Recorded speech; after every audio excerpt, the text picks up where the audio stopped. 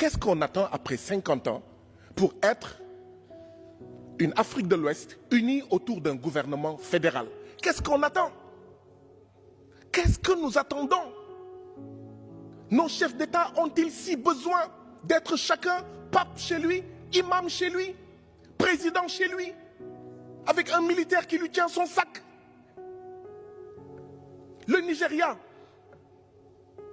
certains l'oublient, une fédération de 36 États.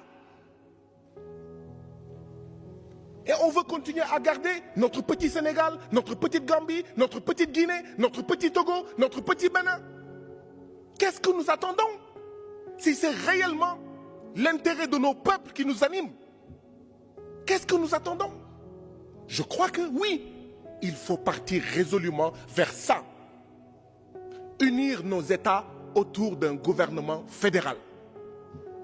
Si on ne va pas vers ça, mais je pense que on est en train de se blaguer, on est en train de faire des jokes, mais on ne sortira pas de cette situation. Oui, pour l'autonomie stratégique. L'Afrique de l'Ouest n'a pas besoin de penholder. Ça doit être fini. Nous sommes suffisamment riches. C'est une question de volonté politique. Nous n'avons besoin de personnes pour nous dire Africa Forward.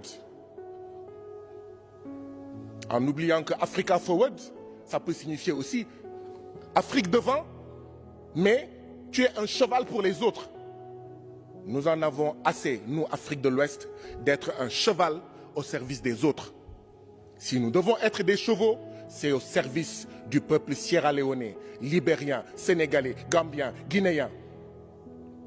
Et bien sûr, nous retrouver avec nos autres frères d'Afrique de l'Ouest. Frantz Fanon disait « Le blanc s'en va, mais le plus dur combat du colonisé pour se libérer, ce sera celui du noir contre le noir. Celui de moi contre moi. » Nous devons être unis. Nous devons gagner ce combat, mais pour la souveraineté, au service de nos peuples et au service de personne d'autre. Je vous remercie. Cette vidéo est très intéressante que nous allons développer. Mais que pensez-vous d'abord de cette sortie de Marius Sagna, ce député sénégalais qui siège dans cette organisation CEDEAO? C'était lors d'une de ses sorties. Il fait énormément de sorties. Mais concernant cette unification de la CEDEAO, des pays de l'Afrique de l'Ouest, cela pose énormément de problèmes. Ce qu'il dit, on comprend bien. On veut l'unité africaine. On veut que les peuples soient unis. C'est le souhait de tout le monde en Afrique. Mais sa sortie pose énormément de problèmes que je vais détailler tout au long de la vidéo. Pourquoi je dis que ça pose problème?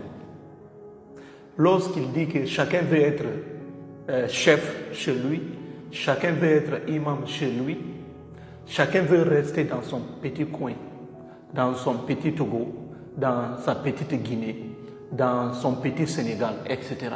Ça ne peut pas faire progresser l'Afrique. Ça ne peut pas progresser, c'est-à-dire l'Afrique de l'Ouest.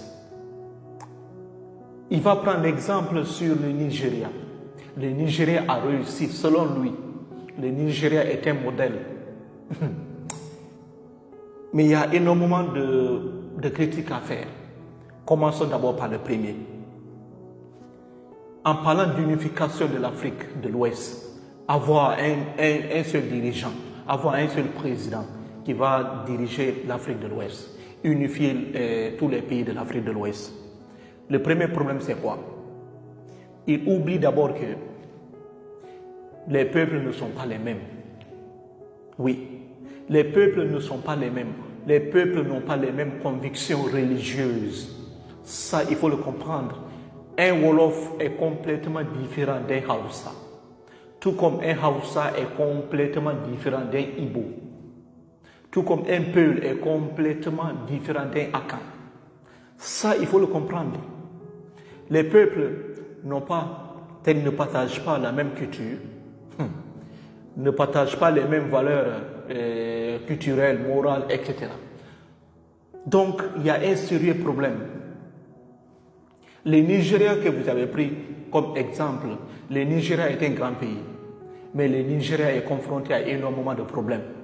Le nord du Nigeria est en majorité musulmane, le sud est en majorité chrétienne, et souvent il y a des rivalités. Comment allons-nous gérer ces rivalités? Lors des prises des décisions très importantes, qu'allons-nous faire? Allons-nous favoriser les musulmans ou bien les chrétiens? Chaque fois, il y aura des difficultés énormes entre ces deux camps. Et on voit au Nigeria des massacres perpétuels entre les différents groupes.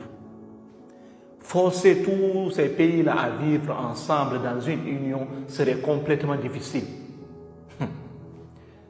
C'est-à-dire, c'est ça qui fait que les dirigeants ne veulent pas fédérer. Ce n'est pas possible.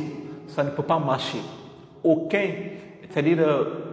continent, ou bien même, c'est-à-dire c'est très difficile, aucun continent, ou bien aucune grande région n'a réussi à faire ça, à faire cette fédération. C'est très difficile, ça ne peut pas marcher. Le deuxième point, c'est la langue. Il y a une barrière linguistique. Unifier l'Afrique de l'Ouest, ou bien élargir, même unifier toute l'Afrique, comme nous sommes en Afrique de l'Ouest, unifier l'Afrique de l'Ouest serait complètement difficile. Il y a une barrière linguistique, le monde francophone et le monde anglophone. De plus aussi, nos différentes langues locales. Lorsqu'un président, lors de ses sorties, s'adressera-t-il à un public francophone en français ou bien à un public anglophone en anglais? Et aussi, va-t-il parler dans sa langue maternelle? Parce qu'il faut que le peuple comprenne le message que le président de la République pourrait divulguer. Il faut bien comprendre ça. C'est